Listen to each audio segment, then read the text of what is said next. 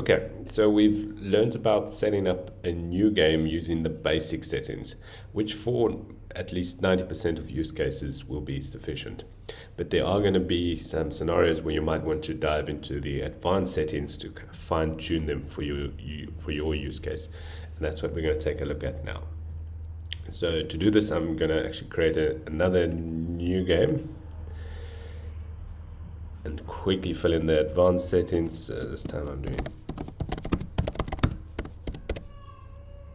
customer care. Let's choose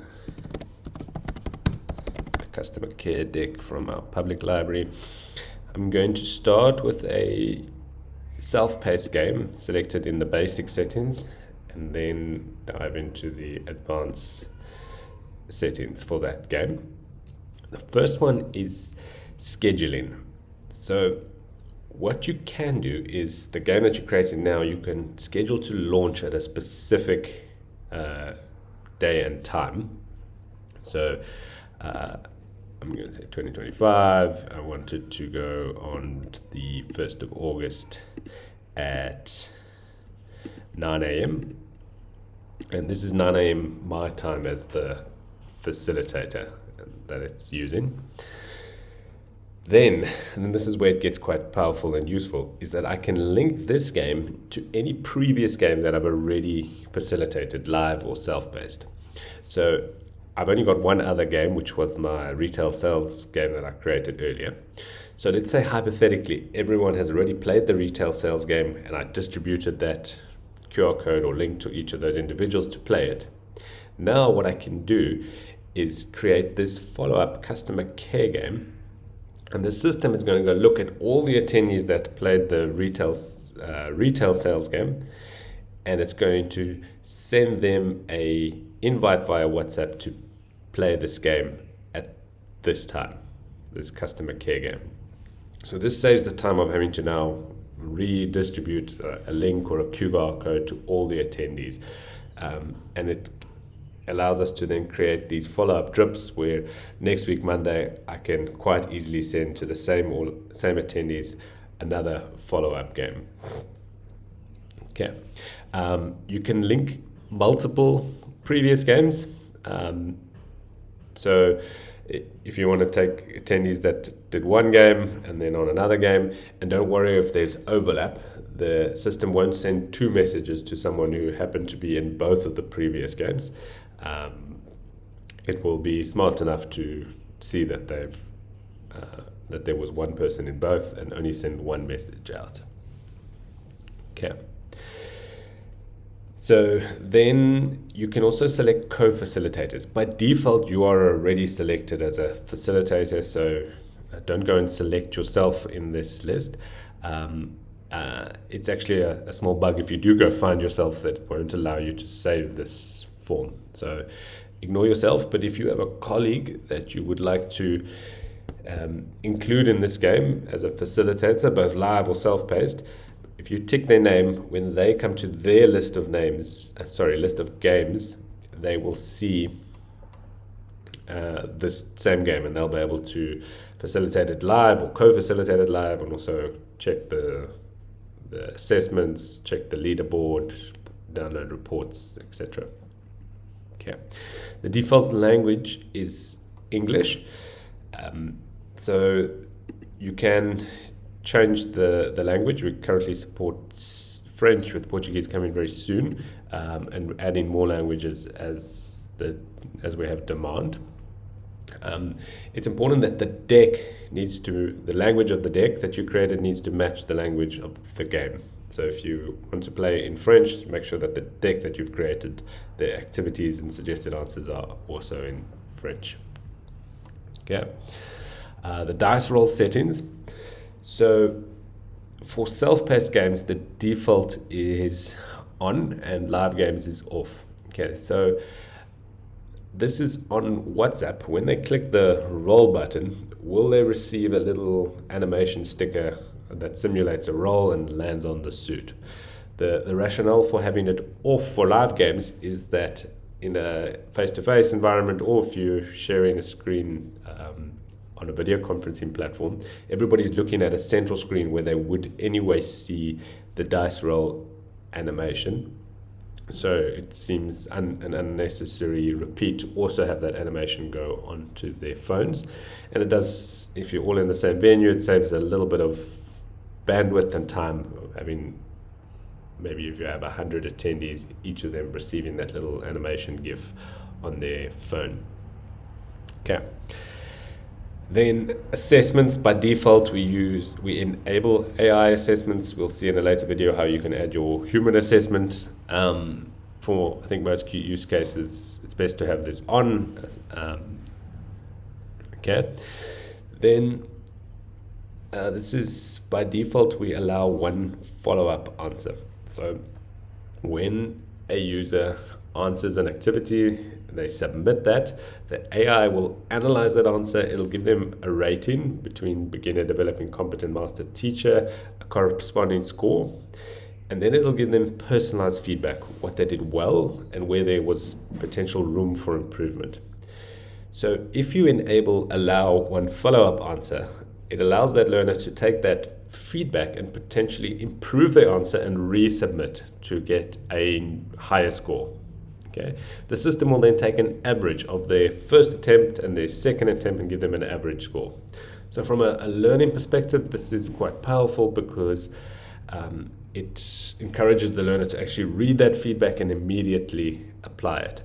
But there will be use cases where you want to do like maybe a needs assessment or a test, and you only want to test their knowledge at that particular point of time, in which case you would say single answer only. Okay. Then the leaderboard, by default, we sort it by score. So the leaderboard has teams, and within the teams there are attendees, and you can adjust how they are sorted, score, name, or the order that they were added. For me, my score is the most natural, where the team with the highest score is on top of the leaderboard, and also the attendee within that team who has the highest score is also on top. Yeah. Then we have a plagiarism checker. By default, this is turned on. So what we're checking for is that attendees are not sharing their answer or the suggested answer that they received between each other, and they're simply just copy pasting that into the submitted answer. And also importantly, that they're not just copying the question, sending it to an AI to generate an answer and then pasting it back. So we have various checks to detect this. You can turn it off for any reason, but by default it is turned on. And the default sensitivity is set at 100. I think for most use cases you don't need to fiddle with this, but if you make this number smaller, it'll be more sensitive, and if you make this number higher, it will be less sensitive. So basically I think there are currently 11 different tests that it does that will trigger if there's any suspicious activity, and based on the severity it gives them a score, and the cumulative score of all of those 11 tests, if it adds up to more than 100, it will then flag them as plagiarized, and it will put a little plagiarized flag on their leaderboard and also on their assessment, where you can then go and do a secondary review as a human and judge for yourself and potentially override it if you disagree. But in our testing so far, it's been very accurate with very few false positives. Yeah, by default we include WhatsApp, so this, when you've saved this game, that it will create links and QR codes that you can play on WhatsApp, which is going to be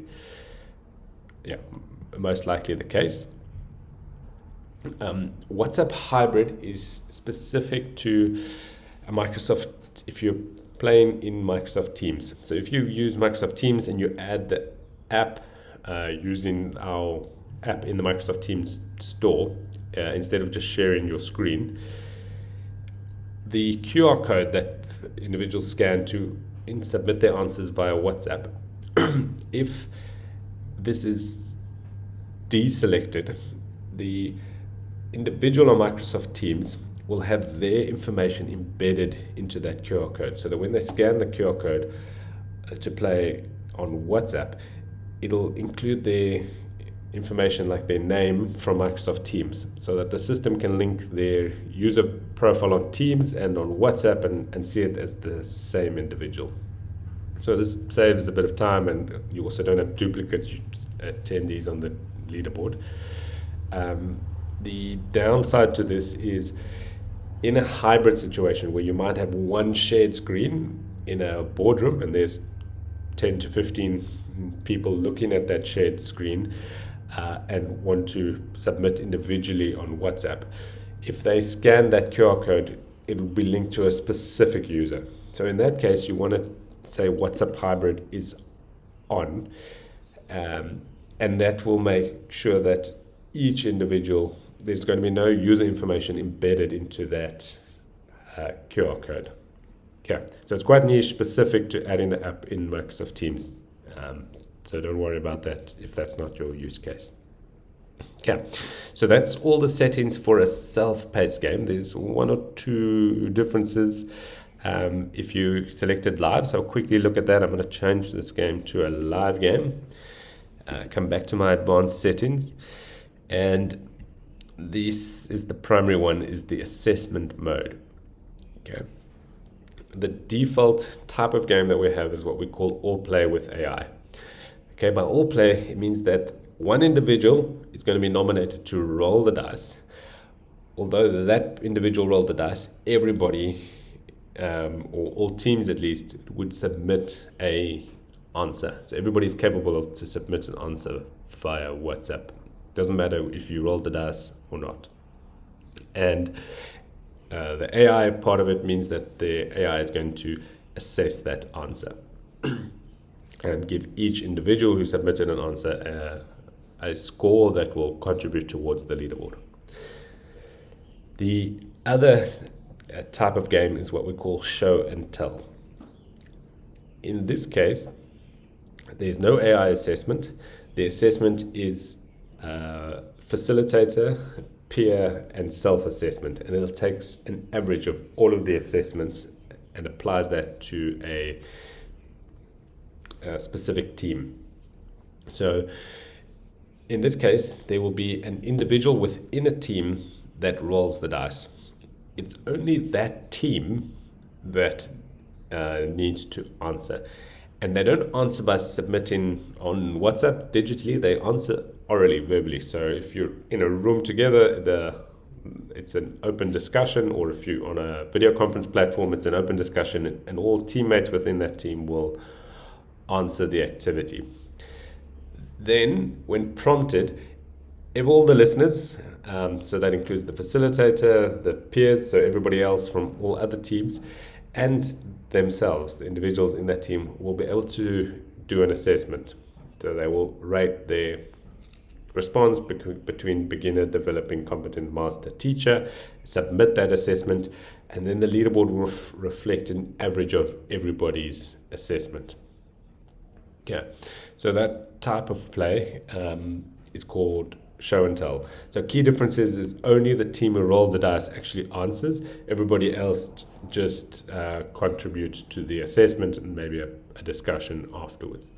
With all play with AI, which is I would say the primary use case, everybody submits and AI will help with giving everybody personalized AI assessments. Okay, that's it for the advanced settings. If you want to dive into the nitty-gritty, thanks very much. When you're done with that, you can click save.